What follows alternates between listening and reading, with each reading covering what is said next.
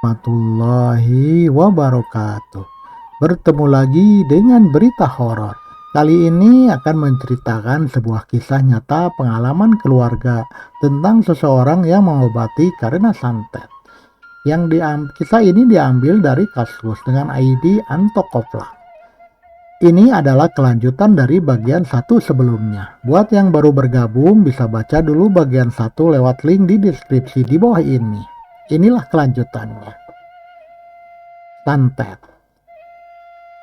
Entah berapa lama bapak dan anjing itu terus bertatapan, hingga anjing itu menggonggong sejari-jarinya tanpa henti. Saya menutup telinga karena tidak kuat dengan suaranya yang sangat keras. Sambil menggonggong, si anjing mulai melangkahkan kakinya, wajahnya tetap menyeringi hendak menerkam. Bapak yang merasa ditantang si anjing kemudian turun dari motor. Saya yang waktu itu ketakutan mencoba menarik tiket bapak untuk menahannya. Tapi bapak malah menggubris tangan saya dan terus berjalan seperti ingin meladani tantangan si anjing. Tanpa diduga bapak mengeluarkan sebuah lidi dari balik jaketnya. Panjangnya sekitar dari jari tengah tangan sampai siku. Mungkin bapak sudah menduga kejadian ini. Dan saat tadi di rumah berlama-lama di kamarnya sedang mempersiapkan hal-hal yang mungkin akan terjadi di luar dugaannya. Bapak mengacungkan lidi tersebut sambil mengayun-ngayunkannya ke arah si anjing seperti hendak mencambuknya. Anjing hitam itu menghentikan langkahnya, namun wajahnya tampak lebih marah. Saya yang waktu itu melihat adegan tersebut panik, takut kalau si anjing loncat dan menerkam muka bapak. Saya merasa heran bagaimana bisa bapak melawan seekor anjing yang tampak ganas hanya dengan sebatang lidi. Tapi rupanya ilmu saya terlalu cetek untuk memahami tingkah bapak. Setelah terus-menerus bapak mengayun-ngayunkan lidi itu, si anjing hitam secara perlahan mundur. Tapi wajahnya terus menyeringi. Tampak air liurnya keluar menetes dengan deras dari mulutnya yang lebar. Beberapa kali si anjing mondar-mandir ke kiri dan ke kanan, tapi tatapannya tak pernah lepas dari bapak. Seperti hendak mencari celah untuk menyerang. Kali ini bapak mulai memberanikan diri meloncat ke depan hendak mencambuk si anjing hitam. Namun dengan gesit si anjing hitam mundur menghindari cambukan bapak yang kemudian berlari ke belakang. Seringai seram si anjing mulai hilang, tapi matanya yang bersinar hijau di kegelapan itu tetap menatap kami. Sepertinya gagal melakukan misi, si anjing memutuskan untuk pergi. Ia masuk ke semak-semak kebun teh yang kemudian diikuti suara gonggongannya beberapa kali. Kini anjing itu hilang ditelan kegelapan malam. Karena shock dan kaki saya gemetaran karena ketakutan. Maka ketika melanjutkan perjalanan ke rumah Kang Asep, bapaklah yang membawa motor, sementara saya duduk di belakang. Tentu saja saya duduk di belakang dengan perasaan was-was takut kalau si anjing itu balik lagi dan menerkam saya dari belakang. Tapi tidak begitu lama dari arah depan tampak sebuah cahaya lampu bulat berwarna kuning. Ketika jarak kami mulai dekat, terlihat bahwa itu Kang Asep dan seorang pria yang tidak saya kenal dibonceng di belakangnya. Saya menyusul takut terjadi apa-apa. Soalnya pas tadi ditelepon katanya lagi di jalan. Takutnya kalau ban motor bapak bocor. Kata Kang Asep kepada bapak. Enggak, cuman pelan saja bawa motornya. Maklum jalannya jelek. Jauh bapak. Saya heran kenapa bapak tak menceritakan peristiwa yang baru saja kami alami. Mungkin bapak tidak mau membuat suasana semakin panik. Kami berangkat melanjutkan perjalanan bersama. Motor Kang Asep mengikuti kami dari belakang. Sekarang saya sedikit tenang. Seandainya anjing itu datang lagi dan hendak menerkam, setidaknya masih ada 2 orang di belakang saya. Akhirnya kami tiba di kampung Kang Asep. Setelah masuk ke jalan kecil dan melewati kebun singkong, sebuah rumah dengan cat putih terlihat.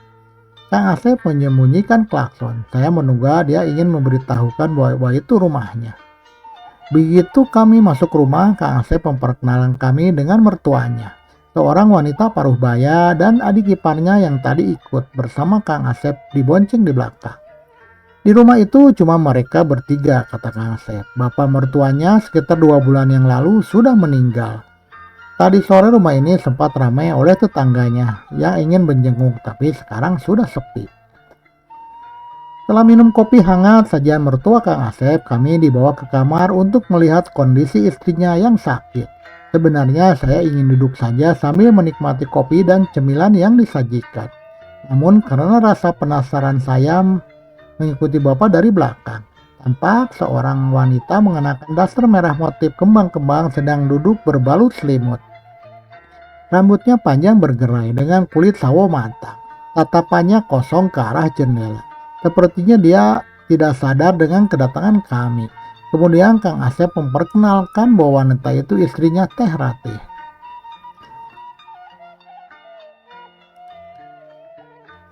Neng, Neng, Neng. Bapak memanggil-manggil Teh Ratih. Teh Ratih tidak merespon, dia masih anteng melihat ke arah jendela. Wajah Teh Ratih tampak pucat, lingkaran hitam di sekeliling matanya tampak jelas terlihat. Istilahnya mungkin mata panda. Kata Kang Asep, istrinya itu jarang sekali tidur. Kalau tidak kumat ya kerjainnya seperti itu bengong, badannya juga kurus, bahkan tulang belikatnya di bawah lehernya pun terlihat. Bapak menyuruh Kang Asep untuk mengambil segelas air putih. Setelah dibawakan, Bapak kemudian melafalkan doa-doa. Setelah selesai, sedikit demi sedikit air itu dicipratkan ke wajah Teh Ratih. Namun kaget bukan main. Semua orang yang ada di kamar itu termasuk saya ketika melihat reaksi Teh Ratih saat menerima cipratan air doa dari Bapak. Tangannya menyambar gelas yang sedang dipegang Bapak hingga terpental ke arah tembok. Bunyi denting gelas terbentur memekakan telinga hingga pecahan kacanya berhamburan kemana-mana, bahkan hampir saja mengenai mata mertua Kang Asep. Teh Ratih berubah ekspresi yang tadinya kalem dan kosong kini tampak marah. Matanya melotot sempurna, giginya menyeringi, bahkan terdengar gemeletuk dari gigi yang ditekan secara berlebihan sehingga terasa ngilu bagi kita yang mendengarnya. Deru napasnya semakin kencang seperti orang yang sedang menahan amarah. Teh Ratih menyender ke tembok seakan sedang ancang-ancang untuk menyerang. Jari tangannya terus mencakar-cakar tembok membuat ngilu bagi yang siapa saja yang melihat. Ini bukan istrimu, Sep, kata Bapak pelan. Baru saja Bapak lengah menengok ke arah Kang Asep, Teh Ratih loncat menerkam Bapak. Kini leher Bapak berada dalam cengkaraman Teh Ratih. Kami yang panik melihat kejadian itu segera menarik tubuh Teh Ratih. Bayangkan 3 orang pria, saya, Kang Asep, dan adik iparnya menarik tubuh seorang wanita kurus secara logika seharusnya bukan masalah. Tapi di luar dugaan kami, Teh Ratih masih kokoh mencekik Bapak tidak goyah sedikit pun. Bahkan saat kami bertiga menariknya sekuat tenaga. Ibu mertuanya yang panik menangis sambil berlari keluar mungkin hendak mencari bantuan. Sementara kami terus berusaha melepaskan Teh Ratih.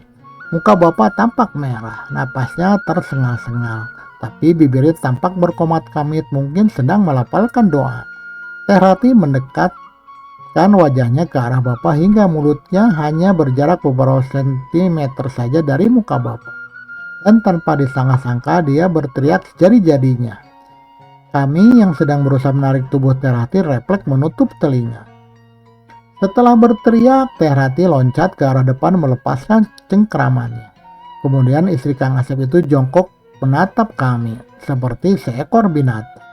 Teh Ratih tampak tidak peduli dengan penampilannya. Dasternya yang robek bagian sampingnya karena dia bergerak lincah dan tak teratur, sehingga bagian tubuh sensitifnya terlihat kemana-mana. Tapi laki-laki mana yang akan birahi ketika melihat model wanita yang sedang dalam kondisi seperti kesetanan. Tidak begitu lama ibu mertua Kang Asep datang bersama rombongan sekitar 8 orang dengan 2 perempuan dan sisanya laki-laki. Mereka tampak keheranan menatap Teh Ratih di depan pintu masuk. Saat lengah itulah Bapak menyentuh kepala Teh Ratih tepat di bagian jidat. Bapak mencengkeramnya dengan kuat. Teh Ratih berteriak-teriak meronta, bahkan tak segan untuk mencakar dan menendang tubuh Bapak. "Bantu saya pegang tangan dan kakinya!" teriak Bapak pada kami. Sontak semua pria yang ada di sana ikut membantu. Walaupun tangan dan kakinya sudah dipegang kuat, Tampaknya Teh Rati masih berusaha melawan Bapak dengan memajukan mulutnya untuk menggigit. Mungkin saking kesalnya karena gigitan tak juga kena, Teh Rati meludahi Bapak beberapa kali. Tapi Bapak tak gentar dengan serangan yang dilakukan.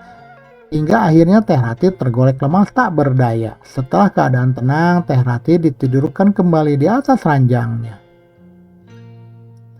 Menurut Bapak, yang ada di dalam tubuh Teh Rati bukanlah nyawanya sendiri, tapi mungkin setan suruhan seseorang, sedangkan nyawa Teh Rati tersesat berkeliaran. Saya kira kejadian itu hanya terjadi di dalam film saja. Ternyata nyawa bisa juga keluar dari tubuh kita dan tersesat. Entah benar atau hanya mengada-ngada dengan apa yang diucapkan Bapak.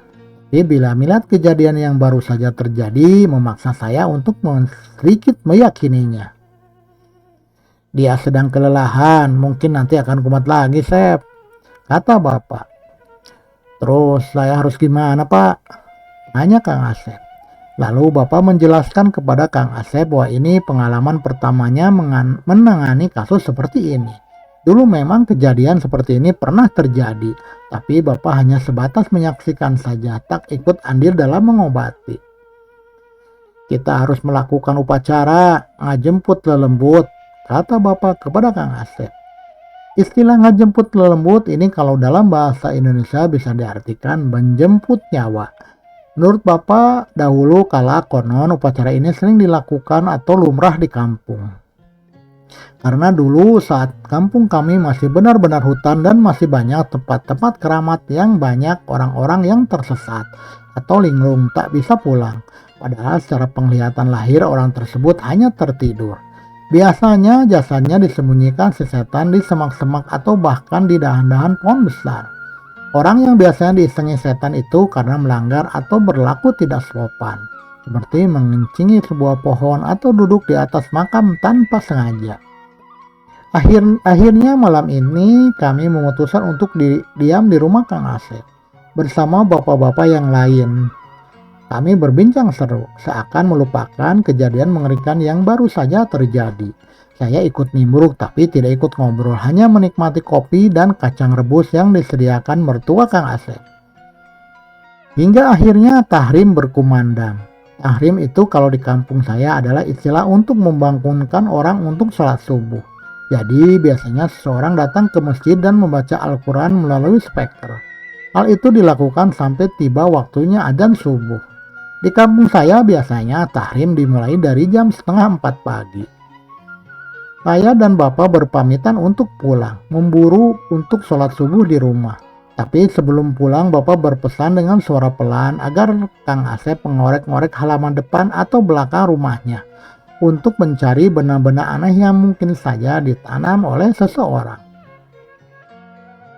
Sepulang dari rumah Kang Asep, saya tidur kebablasan. Jam 12:30 siang baru bangun. Dan ketika hendak ke kamar mandi, saya melihat Bapak sedang membersihkan parabot. Istilah parabot ini adalah sebutan untuk benda-benda pusaka peninggalan nenek moyang di kampung saya. Kebetulan Bapak punya warisan sebuah kujang dan pedang kecil, lebih mirip golok sebenarnya, yang dikasih dari kakek saya dulu. Konon benda-benda pusaka ini harus dibawa saat upacara nyambut lelembut. Katanya jaga-jaga kalau ada setan yang bengal hendak menyerang. Saya yang tidak ada kerjaan kemudian hendak membantu Bapak untuk membersihkannya. Tapi Bapak membentak saya ketika saya mau memegang kujang. Katanya tidak sembarang orang bisa membersihkannya. Benda-benda pusaka ini hanya boleh dicuci saat bulat mulut saja. Dan satu lagi ketika hendak dipakai, itu pun saat dicuci dengan ritual atau mungkin bacaan tertentu. Terlihat Bapak membersihkan tidak digosok dengan sikat atau dicelupkannya ke dalam air, tapi dibersihkannya dengan jeruk nipis pelan-pelan. Takutnya ada yang salah paham, memandikan benda pusaka bukan berarti menyembah atau mengagunkannya. Apa yang dilakukan Bapak hanya sekedar menghormati, semoga tidak ada orang yang menganggap bahwa perbuatan ini termasuk syirik atau menyekutukan Tuhan. Setelah selesai membersihkan pusakanya, kemudian Bapak menyiapkan peralatan lain untuk melakukan upacara nyambut lelembut, yaitu kain batik bermotif merak. Menurut kepercayaan di sini, merak bisa digambarkan sebagai makhluk penuntun kita dari alam gaib. 1 liter beras yang menyimbolkan hasil bumi untuk membedakan dunia nyata dan dunia gaib. Sebutir telur ayam kampung yang menyimbolkan kelahiran atau awal kehidupan yang baru. Rencana nyambut lembut akan dilaksanakan setelah sholat Isya. Jadi nanti malam Bapak akan ke rumah Kang Asep lagi. Saya yang awalnya tidak mau ikut karena takut terjadi hal-hal aneh lagi di jalan, tapi tak tega melihat Bapak pergi sendirian. Jadi saya memutuskan untuk ikut lagi dan berharap kali ini semua normal-normal saja. Setelah melaksanakan sholat maghrib sekitar jam 6:30-an, Kang Asep datang ke rumah. Mungkin maksudnya untuk menjemput Bapak. Tapi Bapak tidak mau berangkat sebelum azan Isya. Saya tidak tahu apa maksudnya. Akhirnya Kang Asep menunggu sambil berbincang bersama ibu dan saya di ruang tamu. Sementara Bapak masih sibuk menyiapkan barang-barang tadi siang yang hendak dibawa. Setelah adzan berkumandang dan menunaikan sholat Isya, Bapak menghampiri kami di ruang tamu. Dia duduk sambil menyalakan sebatang rokok. Sumpah baru kali ini saya melihat Bapak merokok, karena setahu saya Bapak bukanlah seorang perokok. Dan yang bikin saya heran lagi, rokok yang dihisapnya Bapak adalah rokok lama bermerek Sriwidari. Sekedar info, rokok merek Sriwidari ini biasanya bagian dari persembahan ketika upacara ada. Bapak menatap Kang Asep agak lama. Seakan mengerti dengan tatapan Bapak, Kang Asep kemudian mengeluarkan sesuatu dari jaketnya. Sebuah benda yang dibungkus plastik bening. Sebuah bungkusan kain putih yang berbentuk pocong kecil, ukurannya kira-kira sebesar lilin.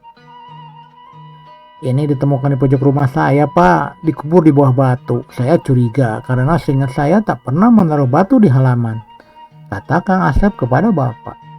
Buka, Asep, perintah Bapak. Kemudian Kang Asep membuka bungkusan pocong itu.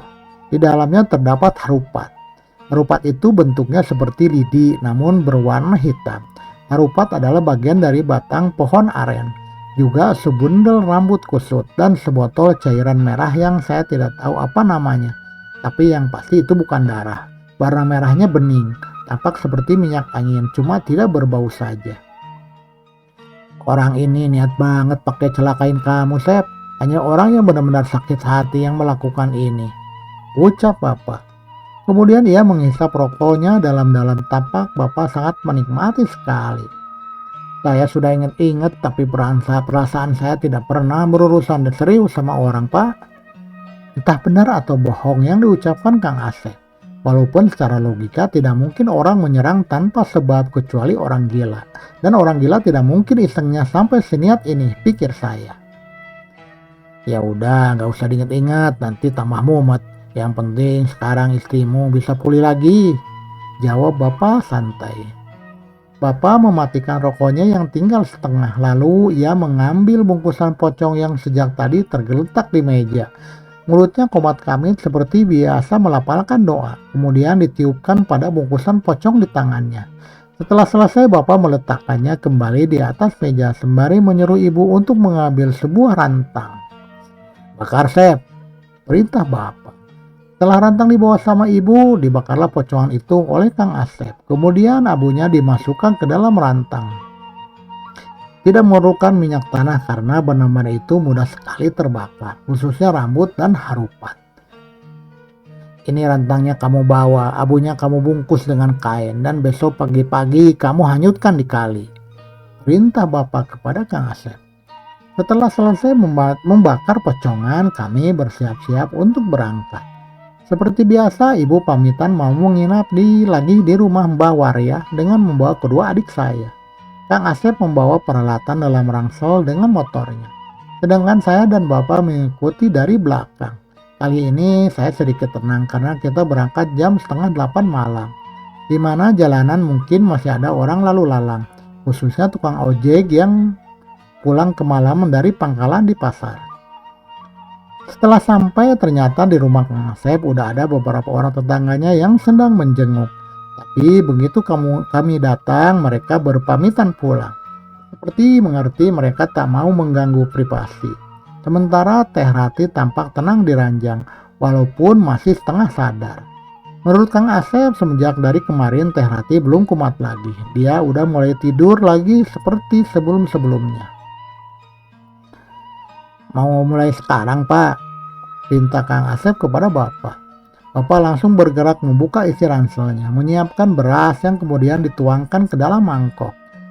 Sebutir telur ditaruh di atas beras, sedangkan kujang diletakkan berdampingan. Bapak menyuruh Kang Asep agar Teh Rati dibopong ke ruang tengah. Digelarlah tikar. Teh Rati tidur terlentang di atasnya tanpa bantal. Setelah Bapak menciprat-cipratkan air ke seluruh tubuh Teh Rati, kemudian tubuhnya ditutupi kain batik bermotif merak yang sudah dibawa Bapak. Kini Teh Rati terlentang seperti mayat ditutup kain. Tapi anehnya kali ini dia tidak melawan, malah pasrah saja seperti orang kebingungan. Bapak menyuruh kami yang berada di situ untuk membaca ayat kursi berulang-ulang. Katanya untuk menjaga tubuhnya agar tak dimasuki setan sembarang. Selama Bapak pergi untuk menyusul Teh Rati ke alam gaib, Bapak bersila sambil memejamkan mata. Mulutnya komat kamit seperti biasa melafalkan doa. Sedangkan saya, Kang Asep berserta mertua dan adik iparnya membaca ayat kursi tak henti-hentinya. Mungkin sekitar setengah jaman tidak ada perubahan berarti kami masih tetap seperti ini. Hingga akhirnya tubuh Teh Rati yang tertutup kain batik itu menggelepar-gelepar seperti ikan di daratan. Bulu kuduk saya merinding ketika menyaksikan kejadian tersebut. Kami yang berada di belakang Bapak saling menatap kebingungan. Kang Asep hendak menghampiri istrinya yang masih menggelepar, tapi saya menahan. Saya mengingatkan mungkin sebaiknya kita tidak melakukan apa-apa dulu sebelum mendengar perintah selanjutnya dari Bapak. Maka kami pun melanjutkan membaca ayat kursi seperti yang diperintahkan tadi.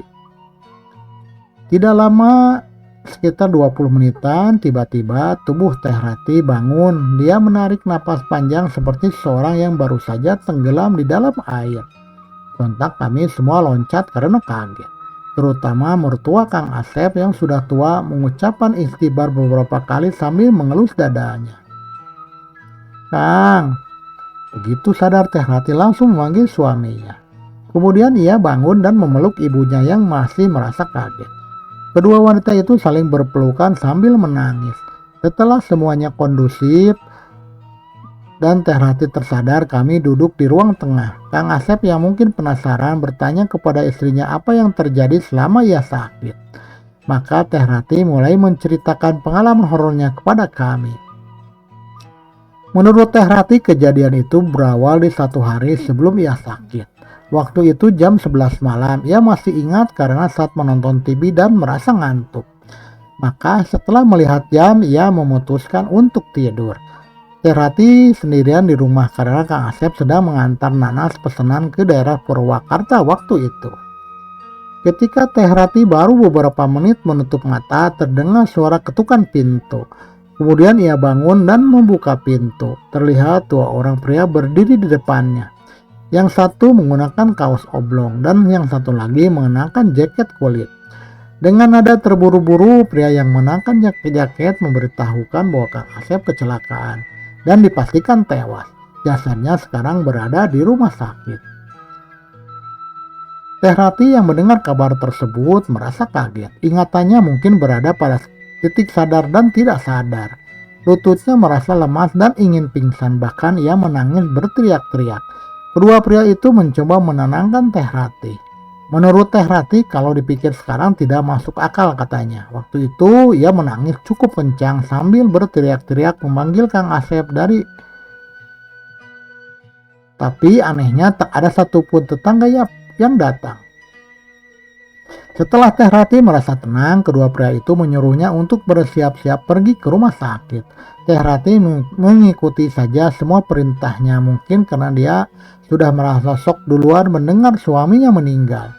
Dan ketika Bapak bertanya bagaimana dia pergi ke rumah sakit bersama kedua orang itu, Teh Rati mencoba berpikir dan mengingat-ingat.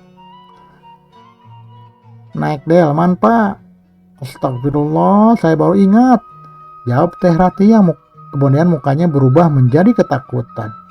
Kalau dipikir secara logika, tak mungkin pergi ke rumah sakit menggunakan delman.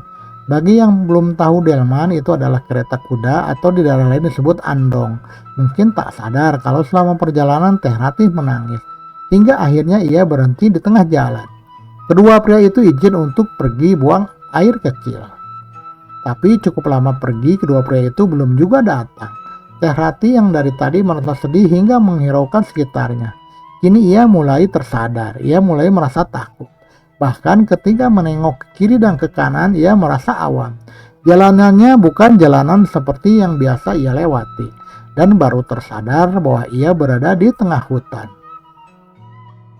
Bayangkan di tengah hutan sendirian, duduk di atas andong hanya ditemani lampu kelenting yang tergantung di depan. Bahkan kuda yang tadi mengangkut andongnya juga mendadak hilang.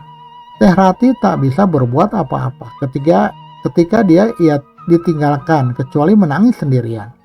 Teh Rati mencoba turun sambil memanggil-manggil kedua pria tadi. Tapi nih tidak ada jawaban. Selesai. Bersambung ke bagian 3. Nantikan cerita berikutnya. Terus ikuti channel horor, channel berita horor. Jangan lupa subscribe, share, komen, dan nyalakan tanda loncengnya supaya tidak ketinggalan cerita-cerita dari berita horor. Sehat selalu dan berkah. Wassalamualaikum warahmatullahi wabarakatuh.